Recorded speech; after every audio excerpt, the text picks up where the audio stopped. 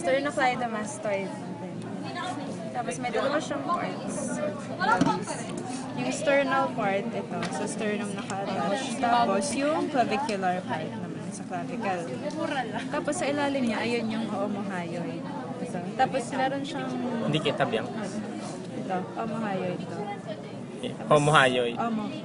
Tapos meron siyang superior and inferior lobe. Yung inferior malalim hindi makita.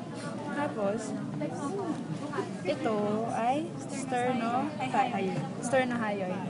Kasi yung hyoid bone natin, di ba, andito? Yung sternohyoid. Tapos sa ilalim niya, ito, yung sternothyroid. Nakakabit siya sa yung Sternothyroid. sa taas ng thyroid. Tapos, so ito na yung thyroid glands natin. Saan? Thyroid gland. Ayun. Tapos ito yung isthmus na cut siya. Hindi kita. Tapos, dito, ito yung thyroid cartilage. May knot siya. Thyroid cartilage. Tapos ito yung cricoid cartilage. So ito, yung nasa gitna, itong membrane, cricothyroid membrane.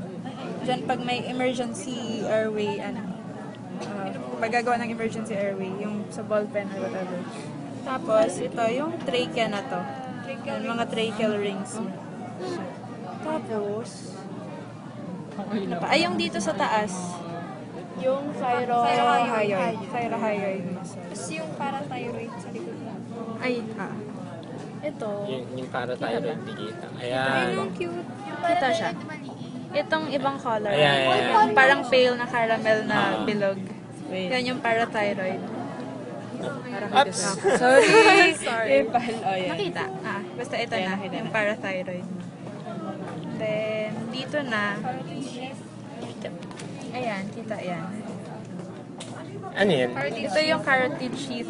Tapos may tatlong contents yan. Yung carotid, common carotid, yung ganun-ganun. Tapos, ito yung internal jugular vein mo. Saka yung middle. Tapos itong Yung middle thyroid. ito, kita ba? Middle thyroid. Ay, yung maliit? Itong maliit na yan, middle thyroid vein. Okay. And then ito yung external jugular. Kita. External jugular vein. Okay. Yan na. Okay. Ayun siya. Thank you. Pwede pa picture. Milan, sa upload mo ba yan? Oo naman.